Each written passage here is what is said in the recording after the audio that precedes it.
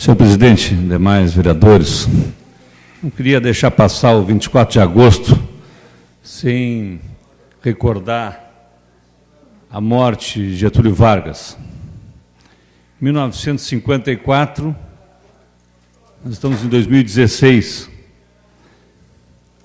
Em 2014, vereador Adinho, eu fiz um pedido ao secretário de Cultura que recompusesse ali a carta testamento que foi arrancada do monumento a Getúlio Vargas, que nós temos ali bem na praça, em frente ao Itaú, e a doceria ali da Márcia Aquino, bem ali tem um monumento do Getúlio Vargas. E ali, historicamente, concedida pelo então governador Leonel Brizola, tinha a carta testamento em bronze, que há muito tempo foi roubada, que depois havia sido substituída pelo meu querido professor de História, professor Fachel, professor Plínio Fachel, no movimento tinha feito espontâneo, tinha recolocado ali a carta testamento no monumento. Mas em 2014 foi arrancada a placa novamente. Eu fiz um pedido formal ao secretário, fui até o secretário de Cultura e pedi a ele que o município se encarregasse de colocar de novo no local aquele documento histórico extremamente atual. Extremamente atual. Porque se nós vamos ver o que nós estamos vivendo hoje, nesse exato momento, talvez mais do que nunca, mais do que na época que Fernando Henrique disse que iria acabar com a era Vargas, mais do que naquele momento, que foi o início desse processo, mas que não se concluiu lá, mais do que naquele momento, hoje, nós estamos correndo risco grave de retrocesso ao momento anterior que Getúlio Vargas contemplou a nação brasileira com a consolidação das leis de trabalho. Aqueles que estão nos ouvindo talvez não percebam isso, porque não são da área do direito, não estão aí envolvidos nesse setor, mas quem tiver atenção para o que está sendo dito pelo governo interino, já é uma peculiaridade do momento histórico que nós estamos vivendo, um governo sem legitimidade. Estão anunciando que farão valer o acordado entre os trabalhadores e os empresários, e não mais o que diz a CLT. Sim, é exatamente isso que está sendo proposto. O governo interino está propondo que empregados e empregadores possam afastar a incidência da consolidação das leis do trabalho.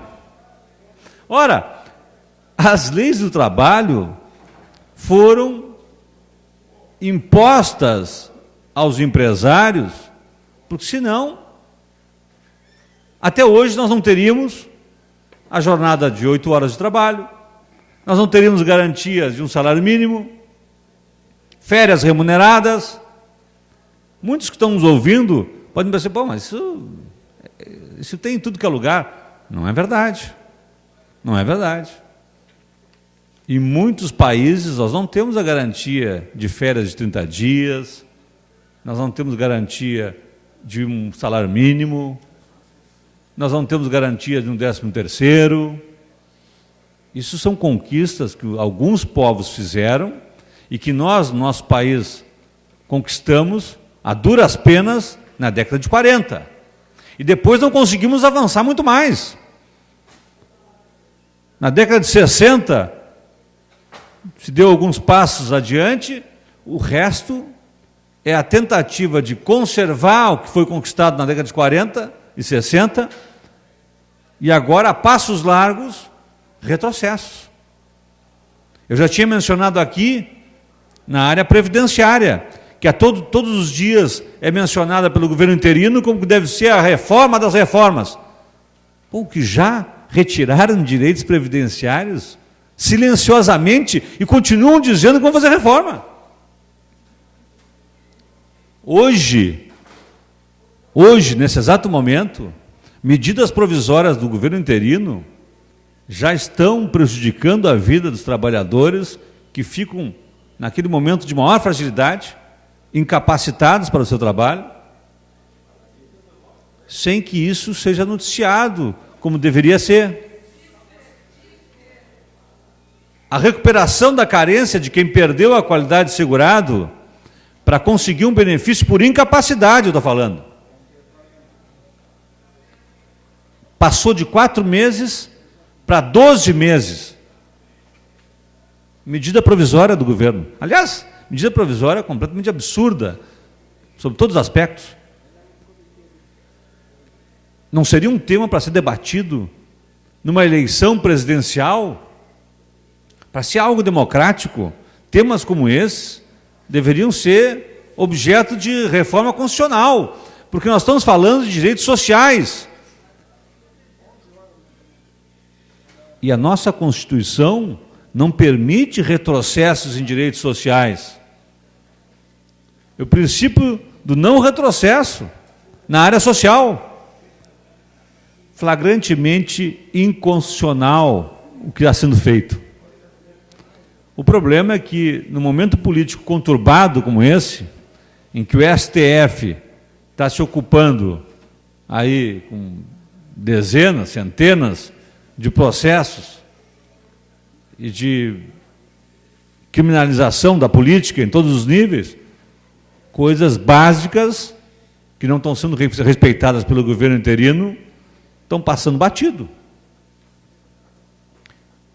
Eu falei da legitimidade. Que legitimidade tem um governo que está aí e não foi eleito para fazer reformas, alterar aquilo que a nossa Constituição diz, aquilo que foi contemplado historicamente, depois de lutas de décadas, pelos trabalhadores brasileiros.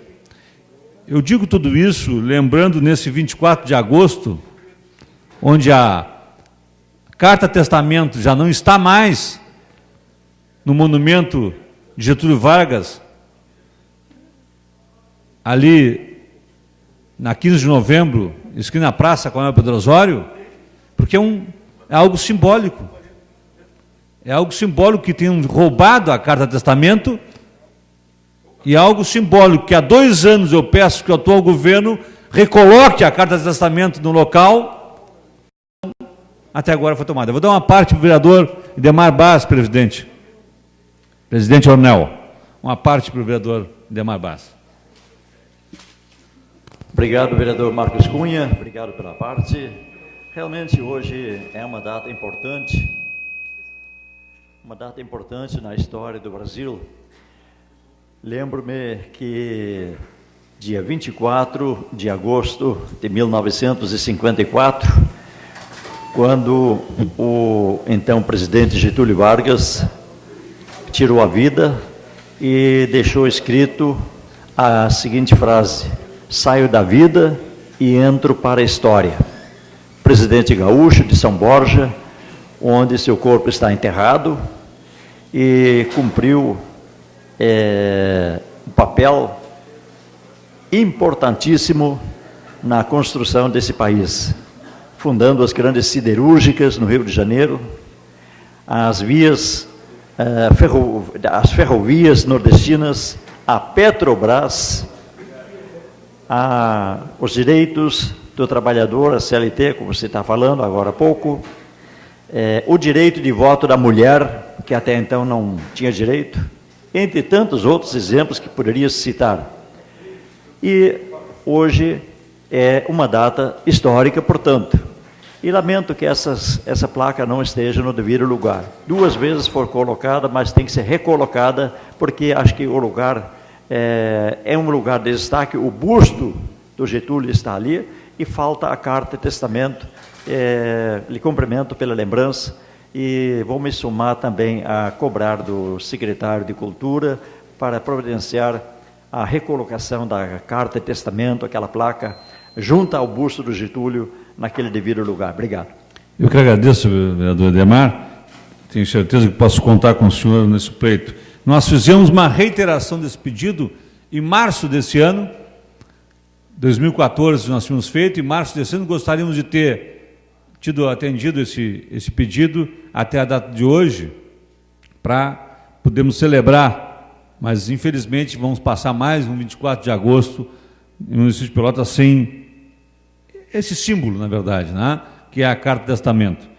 Queria agradecer as palavras do vereador Demar e dizer que eu lembro sempre do 24 de agosto como um marco na história do Brasil, né? Eu sou formado em História antes de me formar em Direito e fui lendo na história do Brasil tudo aquilo que fez Getúlio Vargas, que eu digo sem nenhum temor de errar, que foi um divisor de águas. O Brasil era um Brasil rural, colonial, e passou a ser uma república efetivamente soberana depois de Getúlio Vargas. É um marco divisor de águas na história do Brasil, antes e depois de Getúlio Vargas. E, infelizmente, o que se assistiu, desde o governo Fernando Henrique para cá, foi um compromisso de acabar com a era Vargas, ou seja, colocar por terra todas aquelas conquistas sociais que os trabalhadores a duras penas conquistaram com muito suor e lágrimas. Espero que seja um início de um ciclo novo, se possa reverter essa situação, mas infelizmente o que eu estou assistindo, na minha percepção, é que nós estamos num momento gravíssimo da vida política nacional e eu tenho um receio que se possa ter um retrocesso brutal e se realmente tenha o fim da era Vargas com um retrocesso, com um país dependente, um país não soberano, governado por pessoas que não têm compromisso com a sua população. Esse é o meu temor, que eu queria compartilhar com os senhores. Bom dia.